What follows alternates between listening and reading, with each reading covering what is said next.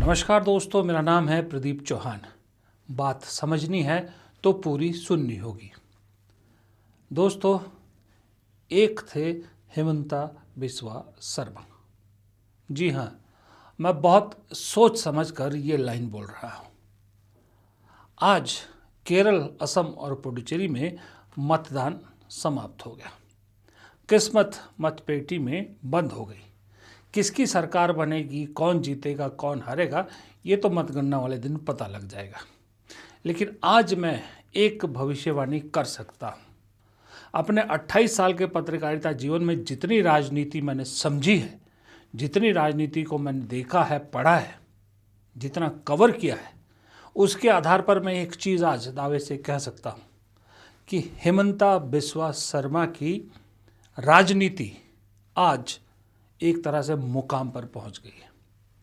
इसके बाद वो राजनीति में रहेंगे। मैं ये नहीं कह रहा कि राजनीति से हट जाएंगे, वो रहेंगे, लेकिन वो हेमंता बिस्वा शर्मा वो नहीं होंगे जो अब तक आपने देखा है। क्योंकि सत्ता चाहे किसी की भी आए, ये बात तय है कि हेमंता बिस्वा शर्मा की सत्ता गई। जी हाँ, मैं आज ये बात दावे से कह रहा हूँ। और जो हेमंता बिस्वा शर्मा, आप देखिए, अंदाज़ा खुद लगाइए, जो हेमंता बिस्वा शर्मा 5 अप्रैल तक नाच गाकर, हंसी खुशी चेहरे पे मुस्कान लेके जीत की तरफ बढ़ते हुए नज़र आ रहे थे, वही हेमंता बिस्वा शर्मा पिछले 2-3 दिन में कैसे उनकी किस्मत पूरा चक्र घूम गई और इसका असर क्या हुआ है, ये इनकी तस्वीर में देखिए। हेमंता बिस्वा शर्मा आज वोट डालने के लिए तस्वीर में खड़े हैं। जरा उनके चेहरे को नज़दीक से देखिए। वो मुस्कुराता, नाचता गाता जोशीला हेमंता बिस्वा शर्मा इस चेहरे के आसपास भी कहीं नहीं है। दोस्तों, हमेशा याद रखिएगा, चेहरा आईने से कहीं ज़्यादा सच बोलता है।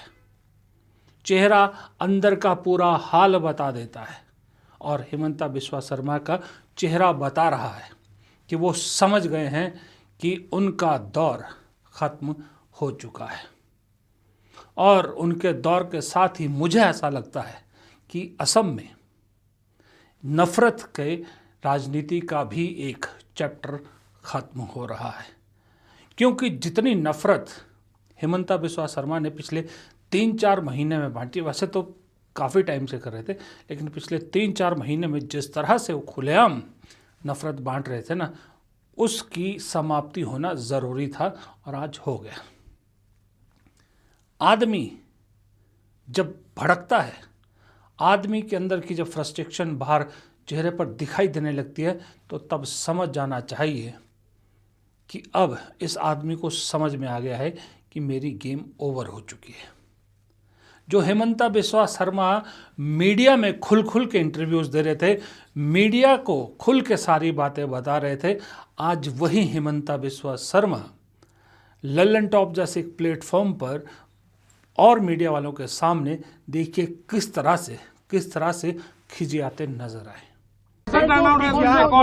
आपको लगता है कि इस पूरे कैंपेन के लास्ट ट्रेल में आपकी लैंग्वेज, सीएम हेमंता बिस्वा शर्मा की लैंग्वेज अनपार्लियामेंट्री हुई? क्योंकि ये सब चीजें मेरा लैंग्वेज लालन टॉप से हमेशा अच्छा होता है। अच्छा, नहीं, मुझे भी आपसे सर्टिफिकेट नहीं चाहिए। तो क्यों आप सवाल पूछते हैं लोगों को? आप एक मिनट, आप मुझे से अपॉइंटमेंट लिया? नहीं सर, यहाँ पे नहीं, आप ऐसा मत करो। मैं आपको कोई प्रेस वार्ता में बुलाया नहीं हूँ। मैं नहीं आया तो आप मत करो। अभी क्यों कर रहे हैं? यहाँ पे लोग खड़े हैं। नहीं, आप क्यों मुझे क्वेश्चन पूछेगा? बस मैं इतना पूछा आप, क्या तो मैं भी देखो, आप मुझे मैं टीवी में आपको देख के मुझे लगा आपका लैंग्वेज बहुत खराब है। कोई बात नहीं सर, मैं भी पार्टी से किसी नेता से अच्छा, मैं देखो, देखिए, मैं आपसे बात करना नहीं चाहता हूँ। किसने मैं लालन का क्या है वही नहीं जानता हूँ। कोई बात नहीं सर, आप नहीं जानते क्या है ये चीज, क्या है? सर कोई बात नहीं, मैं ये चीज क्या है, ये चीज क्या है, ये माइक है सर, ये नहीं, ये लालन तब चीज क्या है, लालन तब का मीनिंग क्या है? मैं तो सोचा नहीं, इंडिया टुडे देखा हूँ, रिपब्लिक देखा हूँ, ये क्या है? मैं तो कभी नहीं देखा हूँ।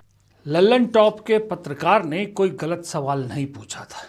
उन्होंने सीधा सवाल पूछा था जो पत्रकार को पूछना चाहिए कि क्या आपको नहीं लगता आपकी भाषा अनपार्लियामेंट्री हो गई थी पिछले 2 दिनों से? उसके जवाब में वो कहते हैं कि लल्लन टॉप कौन है, मैं नहीं जानता। हिमंता बिस्वा शर्मा बहुत अच्छी तरह से जानते हैं लल्लन टॉप कौन है, क्योंकि 2 दिन पहले जब पवन खेड़ा ने आरोप लगाए थे इनकी पत्नी पर और इन पर, तो इनकी पत्नी इसी लल्लन टॉप पर सफाइयां दे रही थी। तब मालूम था इनको कि लल्लन टॉप कौन है। आज जब लल्लन टॉप ने तीखे सवाल पूछे तो कहते हैं लल्लन टॉप कौन है? भाषा की बात कर रहे हैं।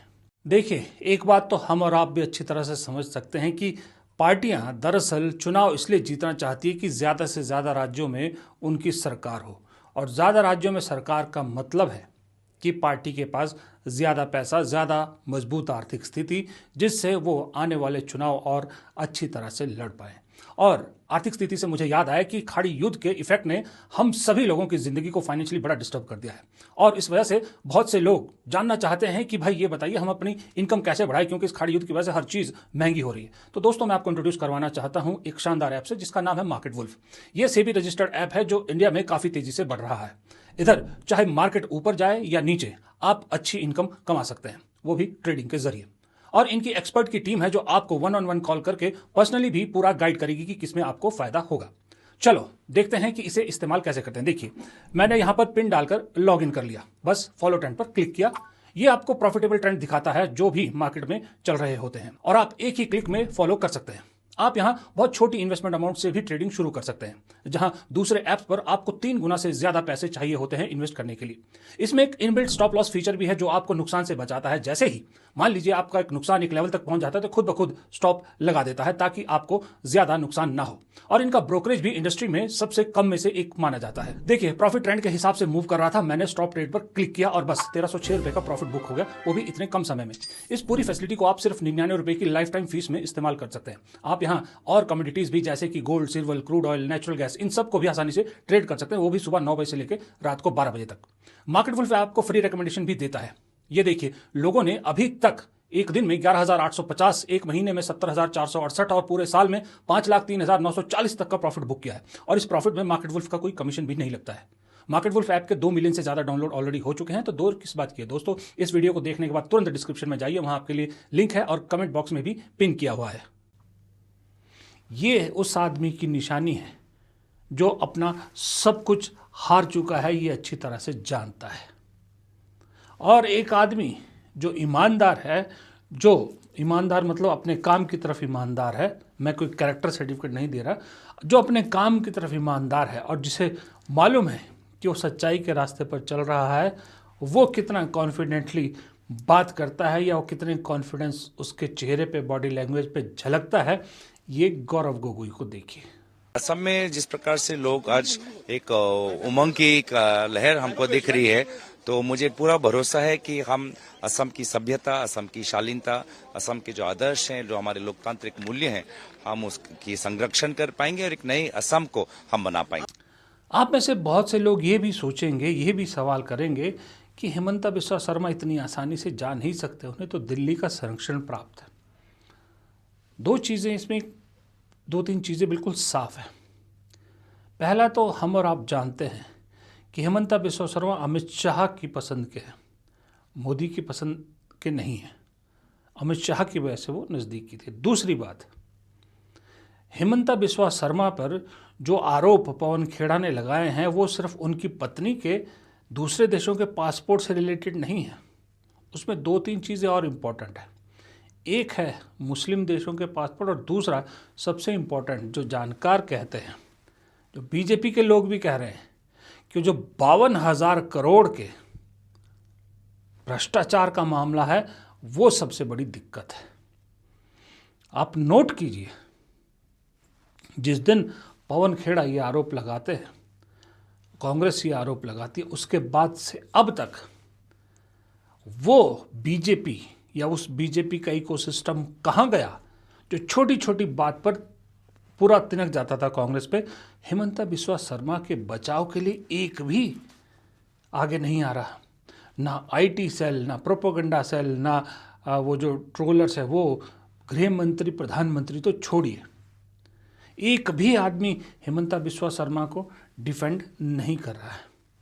मतलब साफ है कि ऊपर से क्लियर है कि कोई ज़रूरत नहीं है, छोड़ दो अकेला।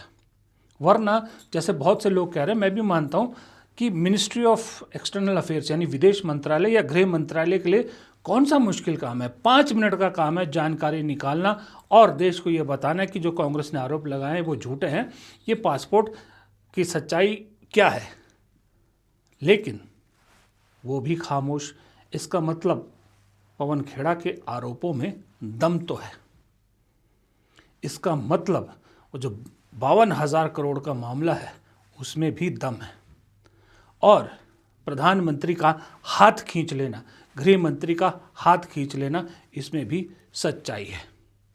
अब देखिए, यूजुअली आप अगर मोदी जी की पॉलिटिक्स को फॉलो कर रहे होंगे पिछले 12 साल से, हमेशा ये होता है जब भी विधानसभा चुनाव होते हैं, 2-3 विधानसभा चुनाव आसपास होते हैं या एक विधानसभा चुनाव भी होंगे तो वो चरणों में होंगे, तो जिस दिन मतदान होता है, जिस दिन कहीं एक जगह मतदान हो रहा होता है, प्रधानमंत्री की दूसरी जगह उस दिन रैली ज़रूर होती है। आप देखिएगा, चाहे वो लोकसभा हो चाहे विधानसभा हो, और उस रैली में प्रधानमंत्री जानबूझ के कुछ ना कुछ ऐसी बात करते हैं कि जहां मतदान हो रहा हो वहां तक कोई मैसेज पहुंचे। वो उनको इन्फ्लुएंस करने की कोशिश करते हैं, हमेशा करते हैं। लेकिन आज असम में मतदान तो हो रहा है, प्रधानमंत्री की रैली भी थी बंगाल में, लेकिन पूरी रैली में प्रधानमंत्री ने ऐसा कोई जिक्र ही नहीं किया जिससे असम के मतदाताओं को कोई मैसेज जाता हो। बिल्कुल प्रधानमंत्री ने जिक्र तक नहीं किया। दूसरा, असम में मतदान है आज।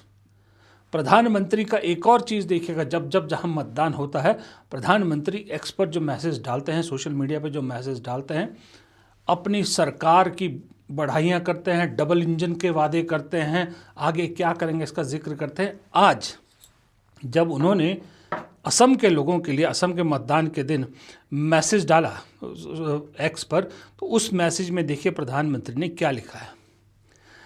As polling begins for the Assam Assembly Election 2026, I appeal to the people of Assam to exercise their franchises in large numbers. I hope that the state youth and women voters participate enthusiastically and make this election a celebration of democracy and public duty.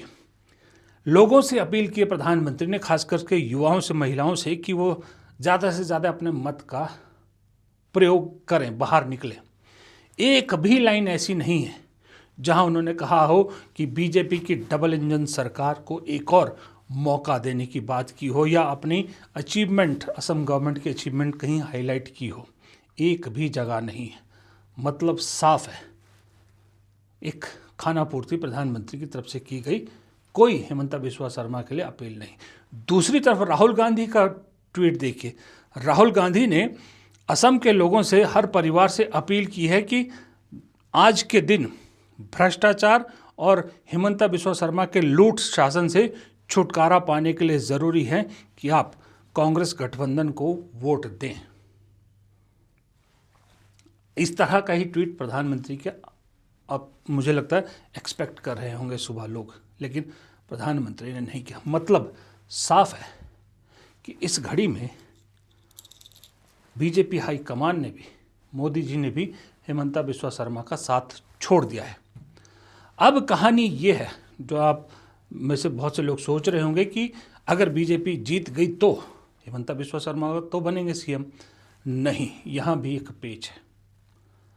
BJP के अंदर की खबर है, सूत्र बताते हैं कि अभी हालत ये है कि अगर हिमंता बिस्वा शर्मा की नेतृत्व में बीजेपी अगर जीत भी जाती है असम का चुनाव, हालांकि इस वक्त इसकी संभावना काफ़ी कम हो गई है।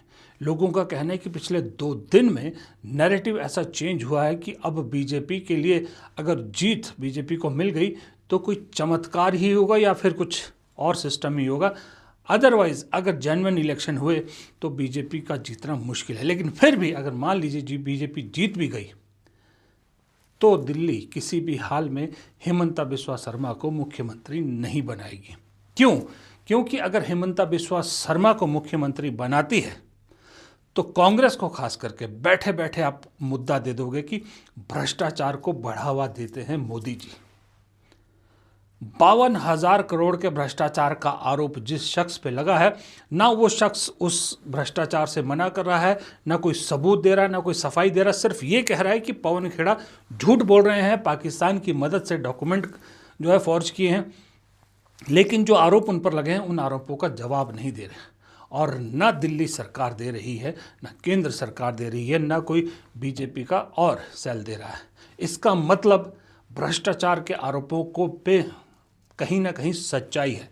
और जीत के बावजूद भी अगर उन्हें बिठा दिया वापस तो कांग्रेस छोड़ेगी थोड़ी कि भ्रष्टाचारियों को देखिए कैसे संरक्षण मिलता है, हमने तो सबूत दिए थे, आरोप लगाए थे, कोई जवाब नहीं आया।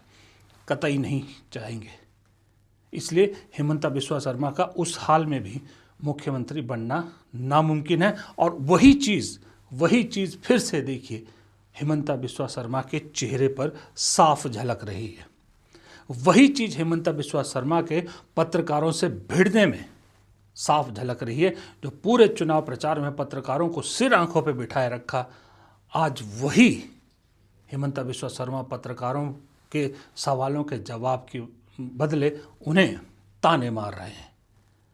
इधर गौरव गोगोई का जो कॉन्फिडेंस, और जो दूसरे गोगोई दो और हैं साथ में, अखिल गोगोई और दूसरे गोगोई, इनका आज आप देखते तो चेहरे के हाव भाव साफ बता रहे थे कि नेताजी समझ गए हैं कि चांस बहुत अच्छा है।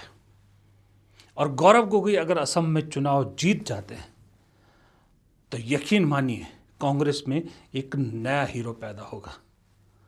गौरव गोगोई एक बहुत बड़ा उदाहरण बनेंगे। जैसे रेवंत रेड्डी एक उदाहरण बने, लेकिन रेवंत रेड्डी उतनी टफ सिचुएशन से नहीं जीते थे, या जो वहाँ तेलंगाना का कुछ और हिसाब किताब है, वहाँ कांग्रेस का एक था। लेकिन यहाँ पर असम में तो कांग्रेस के बिल्कुल विपरीत हवा थी, कांग्रेस को तोड़ा गया। इन सब विपरीत हवाओं के बावजूद सिर्फ एक चाल से, एक वार से पूरा चुनाव पलट जाता है, कांग्रेस जीत जाती है। तो गौरव गोगोई कांग्रेस में सबसे बड़े हीरो होंगे। मुझे राहुल गांधी या प्रियंका गांधी इनसे कंपेयर नहीं कर रहा मैं, लेकिन ओवरऑल अगर आप देखोगे इनके बाद तो गौरव गोगोई बहुत बड़े हीरो साबित होंगे। और इसका क्रेडिट प्रियंका गांधी, राहुल गांधी दोनों को जाएगा। राहुल गांधी को क्रेडिट इसलिए जाएगा कि राहुल गांधी ने गौरव गोगोई को वहाँ चुन के भेजा, और प्रियंका गांधी को इसलिए कि प्रियंका गांधी ने वहाँ पर जो चुनाव कमेटी थी, जो जिन्होंने उम्मीदवारों का चयन करना था, उसमें एक ईमानदारी से ऐसे उम्मीदवार चुने कि कांग्रेस को ज़्यादा वहाँ पर बगावत का सामना नहीं करना पड़ा। ये एक आज मतदान ने तय कर दिया है। अब केरल में भी आप कहोगे कि केरल में तो कांग्रेस जीत रही है, वो अलग बात है। हाँ, केरल में कांग्रेस को फिलहाल तो कोई नहीं रोक सकता, ये भी बात है। लेकिन असम में एक चीज़ और मैं जाते जाते आपको याद दिला दूँ। ये चेहरा देखिए, ये 26 साल की लड़की है और इस लड़की का नाम है कुनकी चौधरी। सबसे युवा उम्मीदवार, ये रजौर दल की उम्मीदवार है कांग्रेस गठबंधन से। इस अकेली लड़की ने दरअसल हेमंता बिस्वा शर्मा के अंदर जो फ्रस्ट्रेशन है ना, उसकी शुरुआत की थी। जब इसके खिलाफ हेमंता बिस्वा शर्मा ने बोलना शुरू किया था, वहाँ से समझ में आ गया था कि हेमंता बिस्वा शर्मा कितने डेस्परेट है चुनाव जीतने के लिए, कि जो एक 26 साल की लड़की का पूरे ख़ानदान का जो भी हिसाब किताब दे रहे थे उससे भी नहीं चूक रहे। ये कुनकी चौधरी भी आज की डेट में गुवाहाटी सीट से जीतने में की कगार में, या यूँ कहें कि फ्रंट रनर कही जा रही है।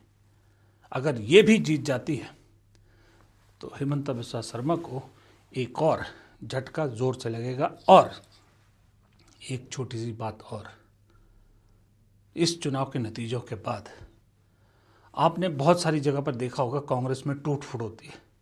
इन चुनाव नतीजों के बाद असम बीजेपी में बहुत बवाल मचेंगे, बहुत टूट फूट होगी, ये भी आप नोट कर लिए मेरी बात। जाते जाते फिर आपको याद दिला दूं कि मार्केट वुल्फ ऐप इंडिया में बड़ी तेज़ी से बढ़ रहा है और इसके 2 मिलियन से ज़्यादा डाउनलोड ऑलरेडी हो चुके हैं। तो इस ऐप के साथ अपनी ट्रेडिंग जर्नी शुरू कीजिए ना, लिंक डिस्क्रिप्शन में और पिन में कमेंट में पिन किया हुआ है। फिलहाल इस वीडियो को यहीं ख़त्म करता हूँ। वीडियो पसंद आए तो लाइक कीजिएगा, शेयर कीजिएगा, कमेंट बॉक्स में राय ज़रूर दीजिएगा और चैनल को सब्सक्राइब करना तो कतई मत भूलिएगा। नमस्कार।